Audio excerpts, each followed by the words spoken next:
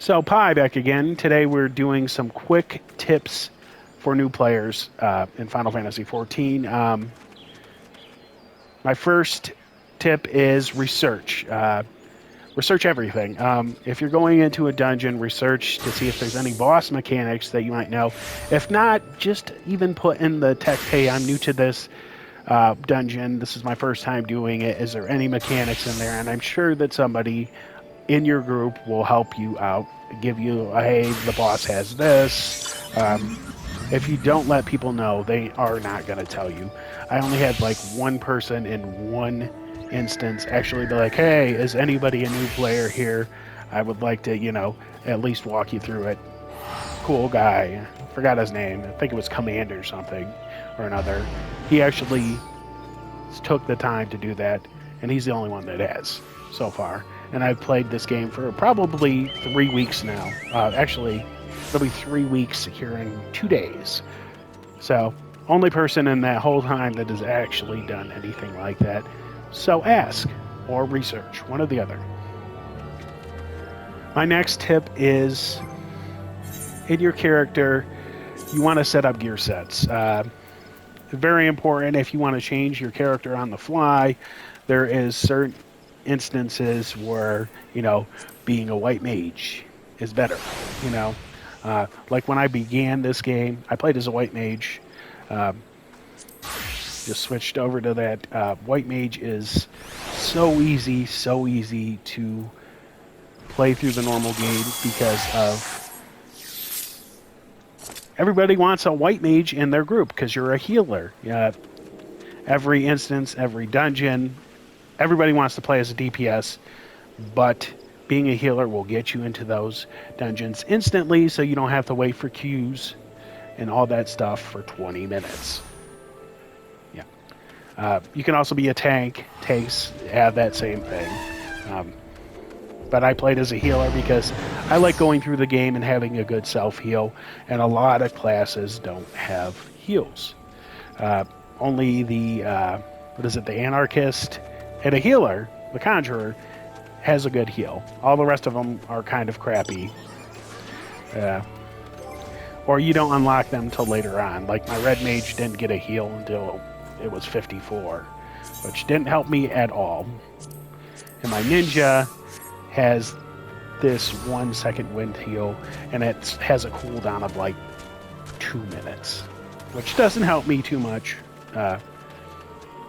So try out one of those two classes, either a tank or a healer, first off, because it makes going through the game a lot easier. I tried to be a black mage starting out, or thaumaturgist / black mage when I started out, and it was rough. I died a lot because I didn't have a heal, and then didn't realize that I had to hotbar potions and all that fun stuff. Next is setting up your hotbar the way you want it. With me being a ninja, I have to use Tenchi and Jin all the time to set my ninjutsu, so I just put it on my D-pad, so that way I could just be like up, down,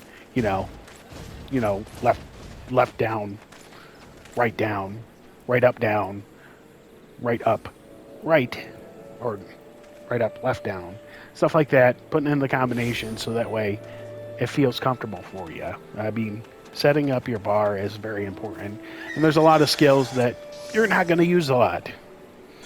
I know Mug is a OGCD. I think that's what it's called. Off global cooldown ability. But I'm not going to use it all the time because it has a cooldown of 1 minute. So I set it off on my secondary bar along with some of my buffs versus my primary bar where I do my basic combo. I have the two different types of combo. The one spinning H gust / to armor crush, or the other one just on the buttons that I'm going to hit the most. So set up your bar the way that it feels comfortable with these skills that you're going to use. Next up is Grand Companies. Grand Companies are super important, but only for one reason.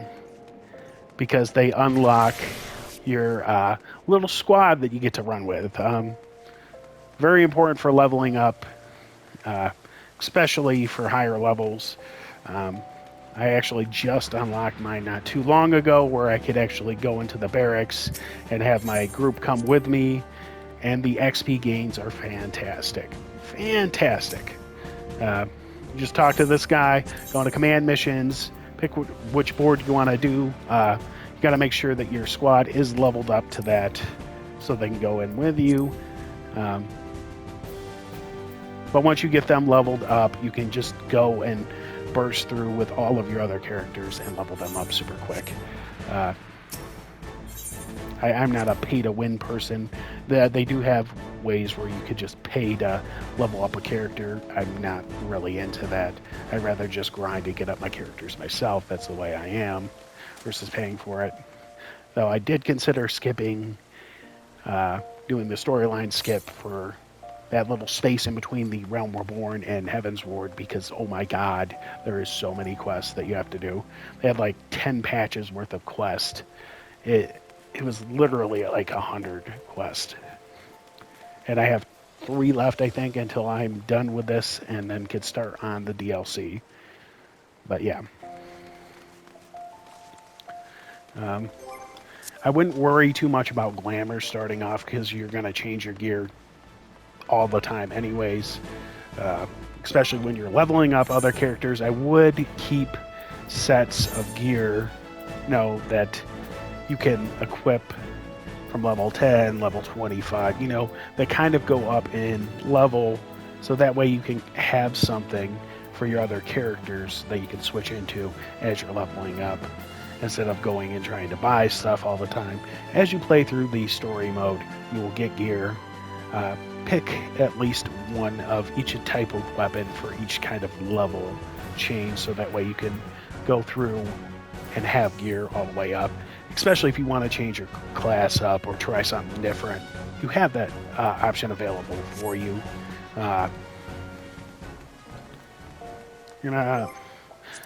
Another thing. HUDs. Just a basic cover of this. You can move around your HUDs and kind of customize it the way you want to. With the controller, because I play on console, it's a little bit different. You can switch over to your mouse thing by pressing, the L1 and R3 button. But an easy way to do this is going in. You can highlight whatever you want in here. So let's say I want to change where my Huton gauge is. You can just move it up or down with the right joystick. Place it wherever you want to. You see it in the back on that little orange thing. You can also go in and change the size of it if you want it smaller. I definitely never want it bigger, because that thing is huge, and some of them are huge. But yeah, you can go in there and change that really quickly. You just got to highlight whatever thing is in the background and be able to move it. They don't explain that at all in this game, like in any of the tutorials, and it's one of the most important things, because you don't want shit in your way while you're trying to play and stuff, like a big bar in the middle of your screen blocking everything. And I think that's it for my beginner's tips. Thank you for watching. Please like and subscribe. I'm going to cover more Final Fantasy online or Final Fantasy XIV online until, of course, Elden Ring comes out, because I don't have anything else to play. Just kind of bored with what has come out, and it's not really anything I'm interested in, and most PS5 games aren't getting a lot of traction, solely because people still can't get PS5s like they should be able to. Hopefully it'll be fixed soon. I know my buddy's been trying for almost a year now, trying to get one, and he's kind of at his wit's end. But thank you for watching. Please like and subscribe, and I hope to see you again on the channel.